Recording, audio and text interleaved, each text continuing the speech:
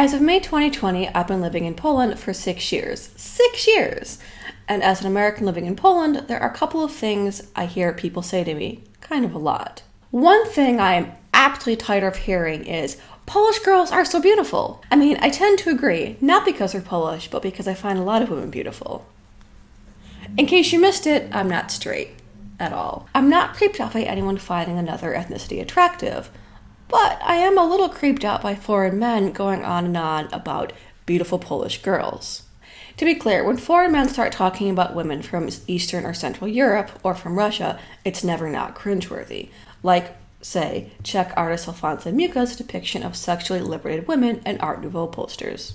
So, in this video, I'm going to unpack the cringe I feel when foreign men, especially American and British men, start rambling on about how beautiful Polish girls are. We're going to the creepy side of the internet, where pickup artists lurk, and talk about moving to Eastern Europe to find traditional girls who haven't been influenced by feminism.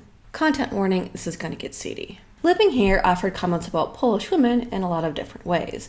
Comedians joking on stage that they moved to Poland for the girls, to men at bars talking about how better Polish women are than British or American women, as if we're all brands of beer and all women from one country are exactly the same, and we exist just to be appealing to men. One of the American men I heard gush about Polish women also told me how much he dislikes American women, because he obviously wasn't trying to bait me into an argument at all. However, the way he talked about American women reminded me of someone, Roosh V, and a particular group of men. Enter the sketchy world of pickup artists.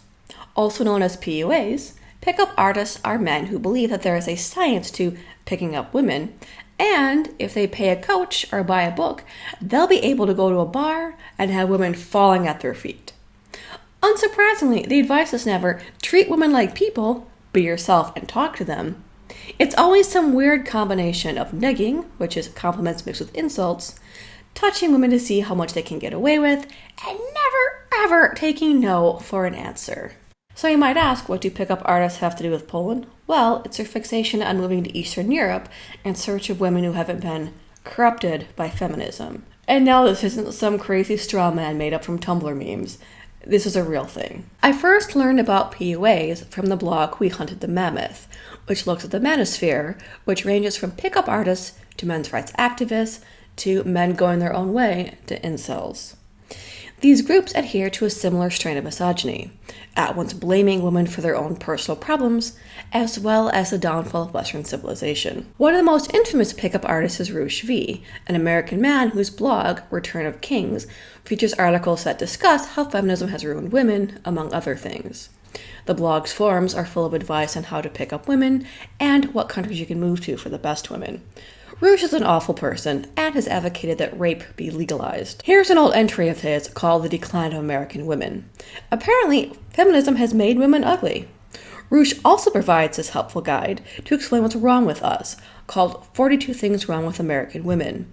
The guide runs the gamut from creepy and pathetic to kind of funny. Item 34 is, they're obsessed with cupcakes, and number 40 is, they like IKEA furniture. I have some bad news for you about Europe. IKEA furniture actually comes from here.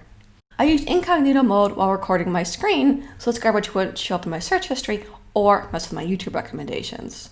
And you know, I own cupcake wrappers from IKEA. Is that doubly bad? Roosh even lived in Poland at one time. He also made money from writing a series of books with the word bang in the title. They're all guides for, well, how to sleep with women. I have amazing titles like Bang Colombia, Bang Ukraine, and Bang Estonia. Because the best way to learn about sex is from books that sound like they're written by a horny teenager. Okay, I seriously want to take a shower and wash the gross feeling off. Back to the point of this video. I know that most men aren't pickup artists, and they don't consciously mean they want to move to Central or Eastern Europe in search of women who haven't been corrupted by feminism. When I say corrupted, I mean that feminism stopped making women wear makeup and high heels, stopped making them cook and clean for men, and instead, women are all out there getting short haircuts, tattoos, and opinions. But the parallels with these men are just so similar. When I say corrupted, I mean that feminism stopped making women wear makeup and high heels, made women stop cooking and cleaning for men, and instead made women go out, get short haircuts, tattoos, and opinions. But the parallel with these kinds of men are just so similar. If you need more about pickup artists and why they're awful, I've included a link to Hbomberguy's take on this. But I need to move on because, ugh. The next point I want to talk about is why pickup artists and other creeps are drawn to places like Central and Eastern Europe, as well as Asia. If you look at Roosh's books, only 2 of them are about Western European countries, Iceland and Denmark, and his book on the latter is titled Don't Bang Denmark. So I've established that pickup artists are drawn to Eastern Europe. But I think instead we talk about the elephant in the living room, the one that POAs love to complain about, feminism. It's something hinted at by men who come to Europe looking for traditional girls, good girls, girls who make good wives, not corrupted feminist women. If you're looking for a good Polish girlfriend, good meaning those who like to build a traditional family, loyal girls, girls who come from a conservative Christian home, they're not going to be easy catches. Because of course you have to leave the United States in order to do this. We all know that there aren't any religious or traditional people in the US. Here's why these comments really squick me out. The economic disparity and earning potential between Americans and Brits versus Eastern Europeans. This difference to me is what makes men who talk about finding a traditional girl in Eastern Europe just a little bit gross. We have watched the fall of the Berlin Wall, but unfortunately, the wall fell on women's heads. I found this quote in the book Sexuality and Gender in Postcommunist Eastern Europe and Russia. To me, it really sums up the recent history of the economic situation here. Some quick history of the area. While the Soviet system claimed to eliminate the differences between men and women, that wasn't true.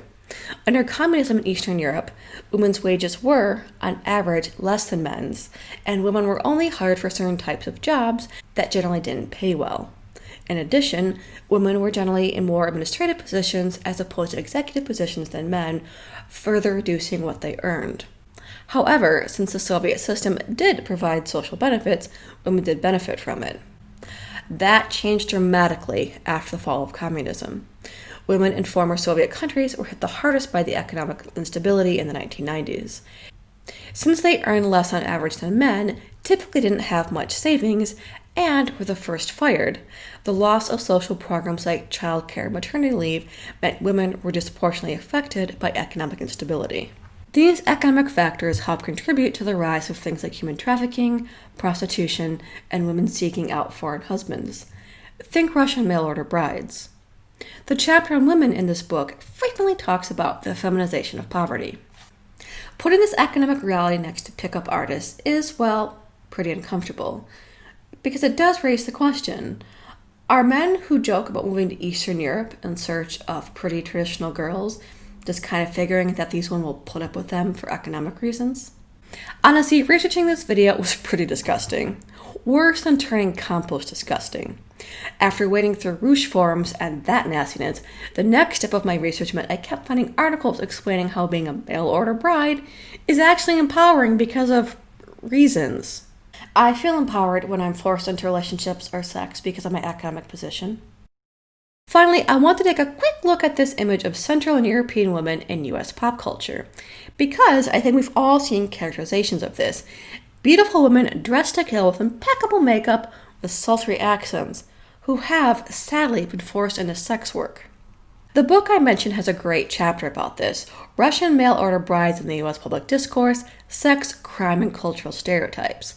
It's good because it digs into the ideas around Russian women and their femininity, while also criticizing American feminists for othering Russian victims of domestic violence in the US. Because abuse happens in all relationships in the US, not just the ones where one person is an immigrant. I love being challenged like this. It's easy to find examples of this stereotype. As much as I like Elementary, the detective show which puts Sherlock Holmes in a modern-day New York, the episode Wrecked in Real Life hits on all of these stereotypes. Aired in 2017, it has Czech models pulled into a human trafficking ring and a provocative madame running it. Girls from poor cities, broken homes, they get into the trade because they want to escape, make some money, and someday live the dream, meet a wonderful man, fall in love, live happily ever after, like Julia Roberts from the movie. A last note, it's not fair to blame all of this on men. Honestly, internalized misogyny also contributes to this. A group for foreigners in Poland on Facebook keeps getting spammed by this YouTuber, Aria Martel, who makes a lot of provocative-looking videos about American and Polish girls. She even advertises a date personal counseling application for foreign men who want to date Polish women. That spelling mistake is her, not me. Because stereotypes are interesting and worthwhile content that I want to watch, and the service she provides is not at all sketchy and gross. There's also Poland's 2014 entry into the Eurovision contest called Misogyny by Cleo Donatan, which translates roughly to Us Slavs. The video is a giant pile of stereotypes and bonkers nationalism, and features a Polish model critiquing young women's appearances before teaching them how to churn butter in low-cut dresses. The women are then rated for how sexily they can churn butter by a man so handsome he never takes off his sunglasses. The lyrics are hilariously bad. The Polish version talks about if you're looking for an ideal wife, come to Poland's countryside. You can find young, conventionally attractive women to wait on you. This isn't pandering and gross at all. The English version brags that Polish women will cook for you. I'm irritated that sexist creeps online have managed to politicize food. I mean, food is awesome. My blog used to be about food before I got started on politics. I also know full well that it's likely I'll get some angry men in the comment section telling me I made this video only because I'm jealous of Polish women and trashing my looks. Sure, why not? Because I'm really upset that I can't attract a man who will judge me solely based on my looks and my ability to provide him children, all the while slowly resenting me as I lose said looks as age and time happens. Bring it. I'll bring some popcorn for all of us in the comments.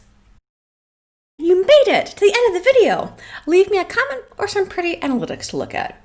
Special thanks to Brianna Stallings, my script advisor, and to Jacek Bochenek and Pavel Dąbowski for letting me bounce some ideas off of them.